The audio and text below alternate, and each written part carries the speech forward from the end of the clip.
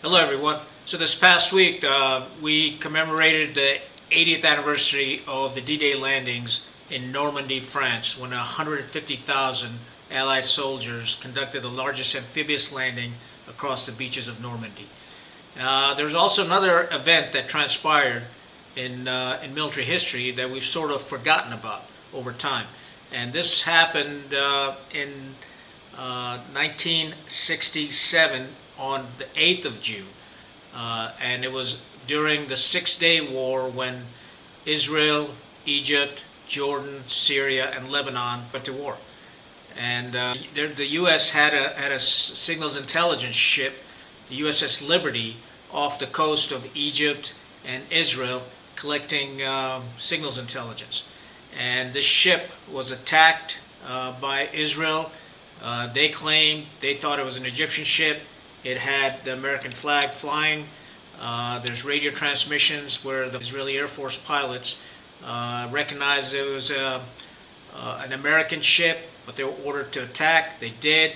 The Israeli Navy fired a torpedo on the side of it, leaving a hole roughly about 40 feet by 20 feet on the side of the ship. 34 American sailors lost their lives. 171 were wounded. I don't want to go too much into the incident. You can read for yourself. There's ample videos out there, and there's some great books that are written about the incident.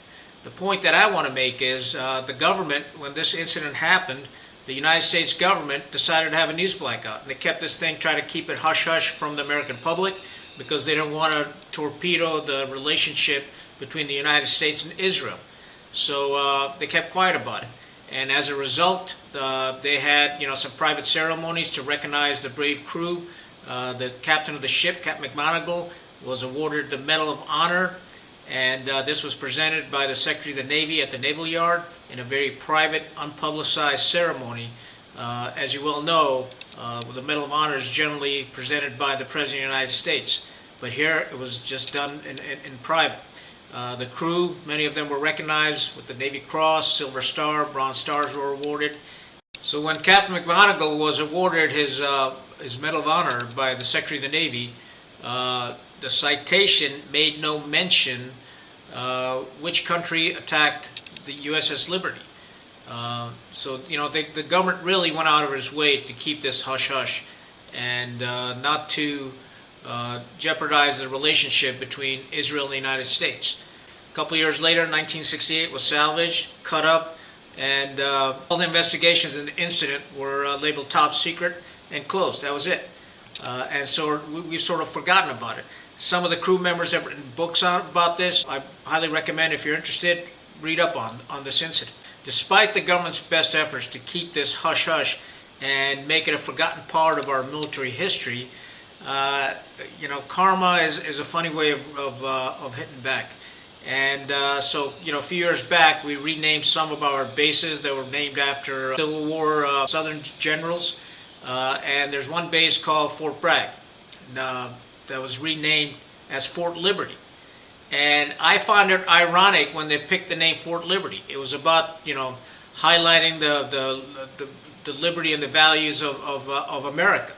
So every time I heard the word Fort Liberty, I always reflexively thought about the USS Liberty and the incident.